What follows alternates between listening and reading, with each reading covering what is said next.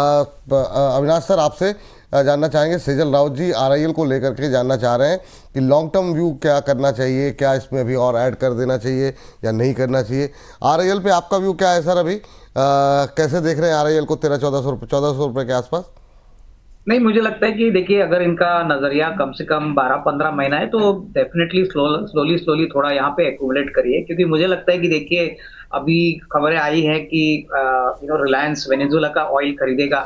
तो डेफिनेटली मुझे लगता है कि ऑयल की अवेलेबिलिटी और प्राइस में जिस प्रकार का अभी ट्रेंड चल रहा है, इसका डेफिनेटली फायदा रिलायंस को मिलेगा। ऑयल गैस बिजनेस तो अच्छा कर ही रहा है, लेकिन रिटेल और टेलीकॉम बिजनेस भी अच्छी तरह से सेट हो रहा है। चौथी तिमाही भी काफी अच्छी होगी, और मुझे लगता है कि देखिए, इस साल दैट इज 26-27 में होपफुली ऐसा लग रहा है कि रिटेल बिजनेस की वैल्यू अनलॉकिंग होगी। काफी समय से मार्केट एक्सपेक्ट कर रहा है, तो कहीं ना कहीं जियो फाइनेंस के बाद रिटेल का टर्न आएगा, और यहाँ पे भी निवेशकों को काफी फायदा होना चाहिए। ओवरऑल मुझे लगता है कि नजरिया कम से कम 8 से 12 महीने रखिए और यहाँ पे निवेशित रहिए। 1400 और 1420 ये लेवल्स है जहां पे मुझे लगता है कि स्लोली स्लोली आप एक्यूमुलेट कर सकते हो। मुझे लगता है कि 1600 का एटलीस्ट नियर टर्म का टारगेट बन सकता है। ठीक, चलिए, ये बात यहाँ पर रिलायंस इंडस्ट्रीज़ को लेकर के निकल के आई है। एक बार जरा बेक्टर फूड दोबारा लेकर के आ जाइए जरा, और यहाँ पर मोमेंटम बढ़ता हुआ दिखाई दे रहा है बेक्टर फूड के अंदर भी, और अब जो है ये 225 के आसपास पहुँचता हुआ 5.25% ऊपर। ये देखिए, एक के बाद एक धुआंधार कॉल निकल करके आई है। तो अंशुल जी और प्रदीप जी दोनों की कॉल काफ़ी शानदार प्रदर्शन करती हुई अभी 5.5% की तेज़ी यहाँ पर देखने को मिल रही है। 232 ये भी अपने टारगेट से जो है 6-7-8 रुपये पहले टारगेट से, और ये 232 के आसपास अगर क्रॉस कर गया तो फिर अगली टारगेट 242 के नज़र रखेंगे। उम्मीद ये करते हैं कि मतलब हमारे दोनों विशेष मेहमानों के मंच पर रहते हुए लक्ष्य पूरे हो जाने चाहिए। हो जाए तो अच्छी बात है, ताकि इनसे फिर राय भी ले लेंगे, वरना फिर मैसेज पे मांग ली जाएगी प्रदीप जी से और अंशुल जी से राय कि क्या किया जाए यहाँ पर। चलिए आगे बढ़ते हैं और दर्शकों की टिप्पणियों में से कुछ एक सवाल और लेने की कोशिश करते हैं। और इस बीच जो है पीएनसी इंफ्रा पे आज काफ़ी सारे सवाल। अच्छा, जो लोग बीएससी को लेकर के या फिर बाकी ब्रोकिंग हाउसेस पे अभी जब ट्रेंडिंग स्टॉक्स पे बातचीत करेंगे तो इसको और शामिल कर लेंगे, तो आप लोग बने रहिए प्रोग्राम में। Sir, PNC infra, Pradeep ji आप देख लीजिए जरा, पीएनसी इंफ्रा पे काफ़ी 2-4-6 दिन हो गए, मतलब जो है लगातार क्वेरीज आ रही हैं लोगों की। 239 पर बाय किया हुआ है, जानना चाह रहे हैं short term cut long term दोनों टारगेट। 39 पे लिया है, 212 का भाव आ गया है। क्या व्यू ले रहे हैं सर, क्या सलाह रहेगी? देखिए विपुल जी, ऑलरेडी एक डाउनफॉल हमने देखा है पर्टिकुलर स्टॉक में, एंड जिस तरीके का चार्ट है अभी भी डाउन ट्रेंड में ही है, और next support actually recently break हुआ है। ऑलमोस्ट सपोर्ट था लास्ट टाइम भी 230 के रेंज, 235 के रेंज पे एक सपोर्ट था, वो भी ब्रेक हो चुका है। सो मुझे लगता है कि नेक्स्ट जो सपोर्ट है वो आसपास में तो नहीं लग रहा है। जो पोटेंशियल सपोर्ट है 184 185 के आसपास ही है। देखिए, एक दो दिन के लिए बात नहीं करेंगे, क्योंकि ट्रेंड ओवरऑल वीकली चार्ट पे, मंथली चार्ट पे, डेली चार्ट पे, तीनों टाइम फ्रेम में ही खराब है। सो व्यू अभी इसमें विपुल जी नेगेटिव ही बन रहा है मेरा। 184 185 के रेंज पे एक सपोर्ट है, उससे पहले तो लगता नहीं कि रुकेगा। किसी को अभी फ्रेश बाय नहीं करना, नो एवरेजिंग, एक बार अवॉइड करने का ही सलाह रहेगा। अगर किसी के पास बाई चांस है ऑलरेडी होल्डिंग पे, सो 184 आपके लिए एक पोटेंशियल स्टॉप लॉस रहेगा, उसके अकॉर्डिंग आप स्टॉप लॉस मेंटेन कीजिए, बने रहिए स्टॉक के साथ। लेकिन fresh bye is not allowed currently in this stock. ठीक है, फ्रेश बाय अभी नहीं करना है। अच्छा अंशुल सर, जरा जियो फाइनेंस पे क्या फ्रेश बाय कर सकते हैं? ये हमारे एक दर्शक है, उन्होंने अपनी आईडी बनाई हुई है जस्ट चिल, तो ये जस्ट चिल साहब कह रहे हैं कि जियो फाइनेंस में बाय करके चिल हुआ जा सकता है कि नहीं हुआ सकता है? सर, जस्ट चिल साहब को एडवाइस रहेगी, और पिछले जुलाई से ये एडवाइस है, जस्ट चिल, कुछ नहीं करना है। 320 रुपए से बताते आ रहा हूँ कि एक साल का टाइम वाइज करेक्शन रहेगा। 320 280 की रेंज रहेगी। रेंज थोड़ा सा लोअर एंड में टूटी है, बहुत ज्यादा नीचे नहीं, 250 रुपए तक जा सकता है। बट इवेंचुअली जून जुलाई, अगले जून जुलाई तक, मतलब अभी और यहाँ से भी 4 महीना बचा हुआ है, कुछ भी नहीं होने वाला है। जैसा अविनाश जी ने कहा, रिटेल बिजनेस की अनलॉकिंग जब तक नहीं होती है तब तक रिलायंस के शेयरों में, मतलब रिलायंस मेरे पर्सनल पोर्टफोलियो में है तो उस पर बात नहीं करूंगा, बट इन शेयरों में बहुत जल्दी अभी कोई मोमेंटम नहीं आने वाला। और जैसे जैसे अनलॉकिंग होना स्टार्ट होगी, जियो के आईपीओ की बात थी कि शायद मार्च में आएगा, बट ऐसी अभी कोई सुगबुगाहट दिखी नहीं रही है कि आ जाएगा। तो जैसे जैसे वो अनलॉकिंग स्टार्ट होगी, इन सब शेयर्स में नए हाई बनते हुए आपको दिखेंगे। तो जियो फाइनेंस में नया हाई बनेगा, बट अगले 3-4 महीने कुछ होगा ऐसा लगता नहीं है। और मेरे को नहीं लगता कि इनके पास बहुत कोई पेशेंस होगा कि 1-1.5 साल होल्ड कर सकें। अगर ट्रेडर मानसिकता वाले आदमी है 280 का वेट कीजिए, रेंज के अंदर वापस आने दीजिए, तब आपको 320 क्लियरली दिखने लगेगा। अभी तो फिलहाल कुछ नहीं हो रहा है। इन्वेस्टर हैं तो 250 के आसपास एक्यूमुलेट जरूर कर लीजिएगा। ठीक। और इस बीच बेक्टर फूड्स ने 227 रुपये का हाई यहाँ पर लगाया है, तो बेक्टर फूड्स में मोमेंटम अपने टारगेट के काफ़ी नज़दीक पहुँचता हुआ, तो अच्छा मोमेंटम बन रहा है। नज़रें रखिए यहाँ पर, हालांकि अभी 227 का हाई लगा करके थोड़ा सा हल्का हुआ है। क्या करना चाहिए सर अभी? अंशुल जी बने रहे ना सर 228.50 का हाई लगा है। कुछ कुछ धीरे धीरे मतलब प्याज के ट्रेड को ना प्याज समझना चाहिए, एक एक छिलका धीरे धीरे पील आउट करते जाना चाहिए। ऐसा ना हो एकदम रखे रहें तो सड़ जाए। तो धीरे धीरे थोड़ी थोड़ी 20-20% पोजीशन अगर पील ऑफ करते रहेंगे, कभी मार्केट एकदम से पलटा भी तो आपके घर से कुछ नहीं जाएगा। तो 228.50 का हाई बनाए, नहीं बुक किए तो होल्ड कीजिए, मिलेगा 232.50, बट एक सीख की तरह लीजिए, थोड़ी थोड़ी पोजीशन पील आउट करते रहना चाहिए।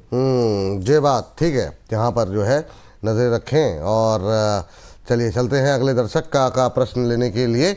और अगली टिप्पणी जो है वो आई हुई है JSW इंफ्रा को लेकर के। अविनाश सर, JSW इंफ्रा, एक तो मैं इस पर आपकी राय जानना चाहूँगा, और दूसरा सर अभी ये जो कोल इंडिया वगैरह जैसे जो शेयर हैं उसमें आपका व्यू अभी क्या है, क्या करना चाहिए, क्या बने रहे सर अभी? देखिए, कोल इंडिया की बात करें तो मुझे लगता है कि जनवरी टू मार्च क्वार्टर काफी इंपॉर्टेंट होता है इनके लिए। और सबसे बड़ी बात, कोल इंडिया में जो डिविडेंड है उसके लिए मार्केट्स वापस एक्सपेक्ट करेगा कि बम्पर डिविडेंड आए, क्योंकि नॉर्मली डिविडेंड यील्ड कोल इंडिया में काफी बेहतरीन आता है। तो मुझे लगता है कि यहाँ पे जिन्होंने इन्वेस्ट किया है पकड़ के रहिए। मुझे लगता है कि डेफिनेटली अगर थोड़ा सा हल्का होता है तो ऐड भी कर सकते हैं, क्योंकि मुझे लगता है कि जो डिविडेंड स्ट्रिपिंग होती है वो मार्च के रिजल्ट्स के बाद काफी लोग करते हैं। तो ये एक शॉर्ट टर्म या मीडियम टर्म अप्रोच से लेके यहाँ पे काम हो सकता है। नतीजे तो मेरे ख्याल से ठीक ठाक रहेंगे, क्योंकि होपफुली कोल इंडिया का प्रोडक्शन भी बढ़ रहा है, प्राइसेस भी स्टेबलाइज हो चुकी है। दूसरा स्टॉक कौन सा बोला था विपुल जी आपने? सर दूसरा JSW इंफ्रा, ये तमाम डील वील के बाद ये जितने पोर्ट्स वाले कारोबार वाले हैं, अदानी पोर्ट, JSW इंफ्रा, क्या स्ट्रेटजी इनमें रखे हैं सर? देखिए, मुझे लगता है कि अगर आपका नजरिया थोड़ा सा मीडियम टू लॉन्ग टर्म है तो ही मैं समझूंगा कि JSW इंफ्रा में पैसा लगाइए, क्योंकि देखिए पोर्ट के कंपनीज इतनी आसानी से आते नहीं है। अडानी पोर्ट्स अभी एक वेल एस्टेब्लिश प्लेयर है। JSW का मेरे ख्याल से लिस्टिंग हिस्ट्री काफी कम है, लेकिन फिर भी मैं कहूंगा कि इंफ्रास्ट्रक्चर उन्होंने बहुत अच्छा किया है। और जिस प्रकार से इंडिया का एक्सपोर्ट और इंपोर्ट बढ़ रहा है, प्लस पोर्ट्स की फंडामेंटल जरूरत इंडियन इकोनॉमी को है, JSW इंफ्रा में जरूर पैसा बनेगा। बट आपका नजरिया कम से कम 12-18 महीना होना चाहिए। शॉर्ट टर्म में हो सकता है कि स्टॉक इतना ना चले, but medium to long term में मुझे लगता है आपके पोर्टफोलियो में ऐड करना है। ग्रुप काफी अच्छा है, बिजनेस काफी वेल पोजिशन किया है, लेकिन नंबर्स को आने के लिए थोड़ा समय लगेगा। तो 12 से 15 महीने की अवधि से लेके अगर कोई खरीदना चाहे तो 250-255 ये रेंज में डेफिनेटली एक्यूमुलेट करें। अभी सर कौन से सेक्टर पे निगाहें हैं आपकी? मतलब बहुत लोग कह रहे हैं कि स्टॉक स्पेसिफिक अप्रोच रखें, इंडेक्स को ना छुएं, तो आपकी अप्रोच कौन से, किस तरह के सेक्टर, किस तरह के स्टॉक्स को पकड़ रहे हैं आप? नहीं, देखिए मुझे लगता है जो इकोनॉमी रिलेटेड स्टॉक्स है, डोमेस्टिक और एक्सपोर्ट्स, मुझे लगता है कि टेक्सटाइल सेक्टर को जरूर देखना चाहिए। मुझे लगता है देखिए अभी तो नंबर्स में उसका रिफ्लेक्शन आया नहीं है, बट अप्रैल टू जून से मुझे लगता है कि गोकुलदास एक्सपोर्ट्स है, अरविंद है, इंडो काउंट है, तो यहाँ पे हमारी नजर है। हमको लगता है कि ये सारी कंपनीज काफी वेल पोजिशनड है। उसके बाद ऑटो सेक्टर में मुझे लगता है कि देखिए तेजी कंटिन्यू रहेगी, क्योंकि जिस प्रकार का GST का कट हो गया है, रूरल डिमांड बढ़ रही है, इंटरेस्ट कट हो चुके हैं, तो यहाँ पे मुझे लगता है कि अशोक लेलैंड और महिंद्रा एंड महिंद्रा ये डेफिनेटली अच्छे क्वालिफाई करते हैं। महिंद्रा के नंबर्स काफी अच्छे आ गए थे, रिजल्ट्स के बाद शेयर में बिकवाली आई। अशोक लेलैंड के भी नंबर्स बहुत तगड़े आ गए हैं, CV साइकिल वापस इंप्रूव हो रही है, तो यहाँ पे एक अच्छा नजर रख सकते हैं। प्लस होटल्स और हॉस्पिटैलिटी सेक्टर, देखिए ये एक ऐसा सेक्टर है जो बहुत ही एवरग्रीन सेक्टर हम मानते हैं। अक्टूबर टू मार्च इनका सीजन होता है, तो लेमन ट्री, उसके बाद इंडियन होटल्स, चैलेट होटल्स, ये सारी कंपनीज में मुझे लगता है थोड़ा थोड़ा निवेश करिए, अच्छा पैसा बनेगा। और ऑटो कंपोनेंट्स में हमने एक कंपनी हमारे क्लाइंट को अभी बताई थी, दैट इज NRB बेरिंग्स। ये एक बहुत इंटरेस्टिंग बेट हो सकती है। 280 या 279 का रेट चल रहा है, बहुत ही बेहतरीन नंबर्स आ गए हैं, और मुझे लगता है कि आने वाला साल भी इनके लिए काफी अच्छा रहेगा। तो टू व्हीलर सेक्टर के ऊपर बेट है, क्योंकि ज्यादातर टू व्हीलर और पैसेंजर कार्स को ये सप्लाई करते हैं, तो यहाँ पे 340-350 का नियर टर्म का टारगेट बन सकता है। तो नियर टर्म में यही स्टॉक्स है जो हमारे फोकस लिस्ट पर। चलिए ठीक है सर। अच्छा, आप आगे बढ़ते हैं। जरा प्रदीप जी, जरा ये बताइए कि हमारे एक दर्शक हैं ट्रांसफार्मर एंड रेक्टिफायर पर जो है राय जानना चाह रहे हैं। KV1528 के नाम से आईडी बनाई हुई है और कह रहे हैं कि विपुल जी आप बहुत अच्छे लोगों में आते हैं, सभी लोग प्लीज़ इस पर बता दीजिए। तो सर अब अच्छे बुरे का पता नहीं, लेकिन हाँ आपका शेयर को ज़रूर डिस्कस कर लेंगे। Sir transformer rectifier power sector से जुड़ी हुई कंपनी, आपका व्यू क्या रहेगा? अभी इनको क्या करना चाहिए? अब ये नहीं पता इन्होंने किस भाव पे लिया है, ख़रीदना चाह रहे हैं, बेचना चाह रहे हैं। सवाल थोड़ा सा डिटेल में अगर आप लोग रखें तो ज़्यादा बेहतर रहेगा। आपका व्यू प्रदीप जी? देखिए विपुल जी, मुझे लगता है कि अभी भी टाइम लगेगा इसको ऊपर आने के लिए। एटलीस्ट जब तक 325 330 को ब्रेक नहीं हो जाता हमारा बाई सिग्नल पे रडार पे आएगा नहीं, क्योंकि अभी भी टॉप से देखेंगे नियर अबाउट 50% से भी ज्यादा नीचे करेक्शन हो चुका है। अब क्या होता है इतना करेक्शन के बाद और ज्यादा करेक्शन एक्सपेक्ट नहीं कर रहा हूँ करेंट जोन से, लेकिन एक कंसोलिडेशन रेंज के अंदर फंसा रहेगा, तो स्ट्रेंथ ज्यादा इसमें है नहीं। और जहां पे मार्केट में स्ट्रेंथ है नहीं, जबरदस्ती बाय करने का कोई मतलब है नहीं। और प्रॉब्लम उन लोगों का है जिन्होंने स्टॉप लॉस भी मेंटेन नहीं किया है, तो वो लोग फंसे रहेंगे नेक्स्ट 4-6 महीना। मुझे लगता है कि अभी तो आपको यहाँ पे ना एवरेज करना चाहिए ना ही बाइंग करना चाहिए। एक बार जो रिसेंट जो डीप लगाया था स्ट्रिक्टली स्टॉप लॉस आपको 238 235 के आसपास मेंटेन करना चाहिए। और अगर आप अभी तक बने हो तो बिल्कुल बने रहिए, क्योंकि इतना नीचे आ गया है रिसेंटली, तो मैं लॉस बुक करने का भी सलाह नहीं दूंगा, क्योंकि हो सकता है कि एक बार पुल बैक आपको 295 300 तक आ जाए। लेकिन 325 ब्रेक जब तक नहीं होगा ना, 325 330, तब तक यहाँ पे नेक्स्ट रैली नहीं आएगा। तो इसीलिए अभी फिलहाल यहाँ पे कुछ नहीं करेंगे, इग्नोर करने का ही सलाह रहेगा। ऑलरेडी फंसे हुए हो तो एक स्टॉप लॉस मेंटेन कीजिए और बने रहिए। चलिए ठीक है, ये राय आपके लिए है। अंशुल सर, आपके लिए जो सवाल आया है वो है टाटा मोटर्स पैसेंजर व्हीकल को लेकर के, और ये जानना चाह रहे हैं शिवम जी। शिवम जी कह रहे हैं कि 374 पे इसमें ब्रेकआउट आया था, अंशुल जी ने सजेस्ट किया था, अभी 415 जा रहा है या मुझे पहले सेल कर देना है? और जो महत्वपूर्ण बात लिखी है कि MTF पे लिया हुआ है, तो ये MTF पे ले करके इन्होंने ख़रीदा हुआ है, तो क्या सलाह देंगे? MTF पे सर सजेस्ट करेंगे आपकी, मतलब ले करके जो लोग काफ़ी लोग ट्रेड करते हैं, आपका व्यू क्या है इस पर? और इसी को लेकर अभी आज खबर भी है सर जी।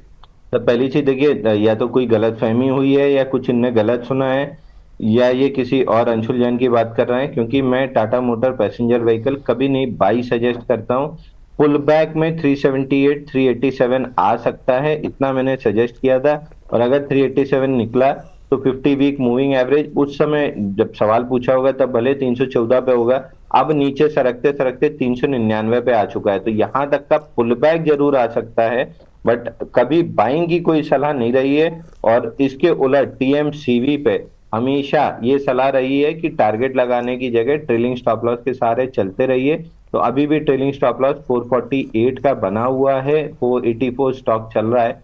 और एनी डे आप यहाँ से 6-8 महीने आगे या 1-2 साल आगे भी पकड़े तो TMPV से ज्यादा रिटर्न्स आपको TMCV देता हुआ दिखेगा। हमें हिस्टोरिकली भी टाटा मोटर में कमर्शियल व्हीकल ज्यादा अच्छा परफॉर्म किया है बजाय पैसेंजर व्हीकल के। अगर है तो 399 तक के लिए रखे रहिए। कोई अभी रिवर्सल ऐसा तो नहीं दिख रहा है आते हुए 50 वीक मूविंग एवरेज प्रिसाइजली, क्योंकि 2 हफ्ते बाद बात करेंगे तो वो और 2-3-4 रुपए नीचे आ चुका रहेगा। तो लेवल की जगह 50 वीक मूविंग एवरेज को आपको टारगेट के तौर पे लेना चाहिए। दूसरा, एक पुराने जो दर्शक का सवाल था प्रदीप जी के लिए कि आप लोग बहुत अच्छे लोग हैं, इस पे सर एक अपडेट दे दूं। बंबई पहुंचने के बाद प्रदीप जी अच्छे लोगों में तो नहीं रह गए हैं, हो गई है। अच्छा, यहाँ तक बात मामला पहुँच गया है, क्या ही मतलब कहा जाए। मैं तो थोड़ा टिप्पणी करने से बचता हूँ, लेकिन क्या ही कहा जाए सर। चलिए खैर ठीक है सर।